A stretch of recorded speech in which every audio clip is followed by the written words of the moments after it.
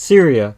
Now, Syria is kind of an interesting topic, and if you remember from my video about maybe, possibly, Israel might have nuked Syria, no real conclusion yet, basically because the media over here has, moved on from that a long time ago. Moving on, that's not the topic of today, though, unfortunately. If you remember that was Damascus. But like I said, moving on. Now, with this, Syria has the problem where the rebels are fighting Assad. And I don't really give a shit what side you're on, because I'm just looking at the statistics and the facts. Now, the rebels are being aided by the states, ammo and weapons-wise. Assad's actually aiding the rebellion as well by giving them false munitions. Or, even a more twisted thought, maybe it could be the states giving them false munitions or Al-Qaeda. Who knows?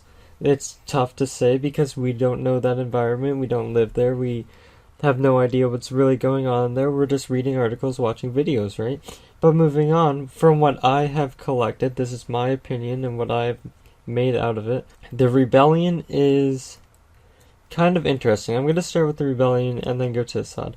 Now, the rebellion kind of has this interesting thing that they have. They have this small group within the rebellion where basically, they may eat people Hannibal Lecter style. If you want to see that video, I'm sure you can find it. I'm not going to post here for YouTube's sake because it's actually pretty gory. He actually cuts open the stomach and eats the liver, I believe it was, or the heart, but it looked like a liver in his hand, and I've seen many livers in my day. And then there was basically, there's the accusations of chemical weapons being used. This is kind of in between now. Now, with this, though, we have no idea who's using it. It's just accusations at this point, and anybody can tell you that, oh, well, they found hundreds of sarin gas on the streets of Syria. From who? Tell me, who's your source? Who's over there that brought over that chemical evidence? Russia is still saying they need more proof. That's a clear indicator that maybe that's a false article. Just saying. And I'm not saying that Russia sounds completely sane, because let's be honest, Putin, why are you shooting animals shirtless? I'm just fucking with you, but moving on. We both know that, well, both assuming that it's probably just one person listening, that Syria, it's a sticky topic. Because you have the states who are helping the rebellion, and I'm going back to the rebellion now, by the way. You have the states who's helping the rebellion, who is supplying the rebellion with weapons. But then you have Al-Qaeda, who is helping the rebellion, who is supplying them with weapons as well, and actually helping Syria on the field with the rebellion. Now you have to think about it this way. If the states gives the rebellion guns, does that mean they're giving Al-Qaeda guns? Ooh, tricky, right? Now that would mean that the states is aiding the allies, which is a bit of a problem in the long run, because if the rebellion beats Assad, let's just say they do, then the rebellion takes over Syria, the sovereign state. Syria will be owned by Al-Qaeda because, let's face it, they have way more guns. If Al-Qaeda is even still around, for that matter. It could be a new terrorist group, we have no idea. And in that case, well, that's kind of like a terrible laugh, though, not like a, that's humorous laugh. Well, that would mean that Syria would be run by terrorists, which have already won, by the way, because let's face it, everybody's fucking scared of terrorists. That's why you're being frisked everywhere you go.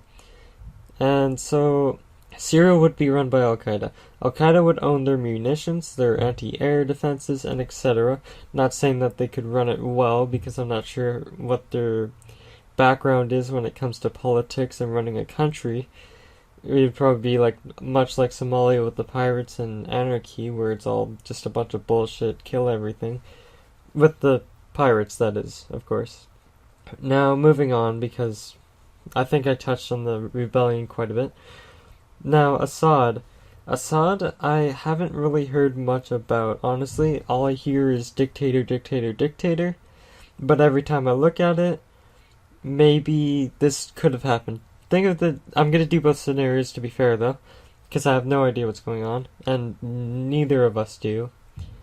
Now, Syria, there was a protest a while ago, I think it was a year ago, something like that. Basically, they got out of hand maybe, or maybe the military went in and they formed a rebellion, but either way a rebellion started up against Assad, and that's a problem, obviously. So either Assad's the good guy, or the rebellions are good guys, or they're both pieces of shit. That's basically all it is. Now, I don't care what side you are on, I've already said that before. I just care about the facts, the details, what's going on. I like to keep updated with that. It's kind of my... For some of you, you take cocaine in the morning, I take politics. It's my little bit of buzz. Let's talk about the States for a second. So, in the States, we have Obama, right? And he wants to go into Syria because, that deserves a Peace Nobel Prize, and Russia won't really get angry at all, right? And not exactly. Russia doesn't like that at all. Putin thinks it's a really bad idea to attack. There's no real evidence, and let's go into examples of where this might have happened before. Iraq, weapons of mass destruction. Where were those? Well, they landed on the moon, and they disappeared. No, that's... what the fuck? How did I make that up? I don't know. Moving on. Obama and the Senate. The bill, or no, not the bill, I guess, war action, I forget what they call it in the States, a degree or a decree to go fight in Syria with the rebels to take on Assad has passed Senate. It hasn't passed Congress, and hopefully Obama doesn't ignore Congress, because that would be really bad. But if they're gonna go in there about chemical weapons, then I think Vietnam should go after the States for chemical weapons. I think, what was the country that they attacked before it? I think it was Korea. I think they used chemical weapons in Korea.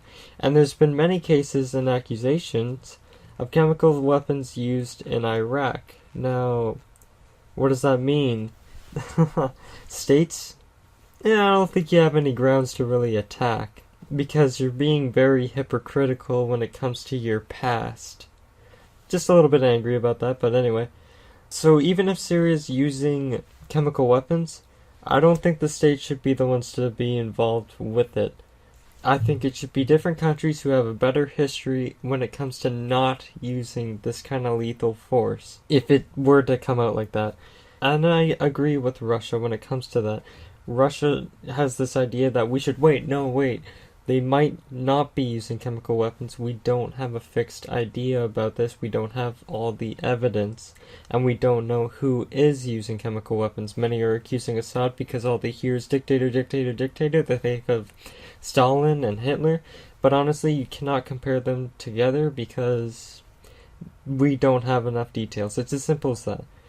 And you can look at a bunch of videos online and maybe they might be misleading. This is just what I'm getting. I'm very open-minded, and right now my opinion isn't closed. It's not a closed case opinion yet. But, to conclude what I was just talking about, we have no idea if they're using sarin gas. No idea. They might be. There's many false articles that have been released by news that are just jumping all over it. But then there's articles in different countries that are saying otherwise, that there isn't any evidence. And it's up to you to decide which ones you should go with. Now, the States was backed up by France. France, I have no idea why. But a friend of mine in Morocco says that Saudi Arabia, Morocco, and a few other Middle Eastern countries are backing up Syria. I forget which side he said they were backing up. I would have to talk to him, but I cannot talk to him for about probably a week. Because different time zones, and he's very busy in post-secondary. But aside from that, I think I wrapped up Syria pretty well. You decide who to choose. Please look for videos and articles and just read and view them and just carefully decide what kind of opinion you should develop. Because if you're reading just one point of view, how are you supposed to get the full point of view? Because between both point of views, there's always true and then there's always false. And I have no idea. Like, if I talk about myself, maybe there would be two truths and one false. It sometimes happens, it's just a slip of the mind, and you know what? That's how you deal with it. And that's how I deal with my politics. Thanks for listening, and if you like this topic and you like how I explained it, then please give me a like, a subscribe, favorite this video, tell your friends about it, share it please. I'm actually kind of trying to go for more subscribers now and more of a fan base, and I like it when I can have a discussion on these social medias about this typical thing, because honestly, in the end, all we have is opinions, and I love to hear other people's opinion. If you like my opinions and you like the radio, well, guess what? You get the best of both worlds. If you look up CIVL, it spells civil, kind of, without the E, I think. My English is bad right now. 101.7 Civil Radio. You can find me on air sometimes every Wednesday, 12 to 3 and 12 to 4, depending, with the Vinyl Spinner Show, Johnny K. Now, I won't be on for the longest time until winter, unfortunately, but I suggest you listen to Johnny K because he is honestly a really great guy. He's got really good 80s songs, and really I'm just helping him out right now by giving him a easy shout out. Well, anyway, thanks for watching once again, and have a great day. Do your research, honestly. Don't blabble things that are bullshit. And one last thing about Syria and the rebels that I almost forgot to mention. Syria, well, if Syria and Al-Qaeda win, then that means that Syria would, just to put it into terms to make you guys get the picture a little bit more, it would become an extremist Islamic state. And I'm talking about a lot more bad things would happen, especially for people who do not believe in the same things and have different beliefs. But anyway, thanks for listening, and have a great one. Peace.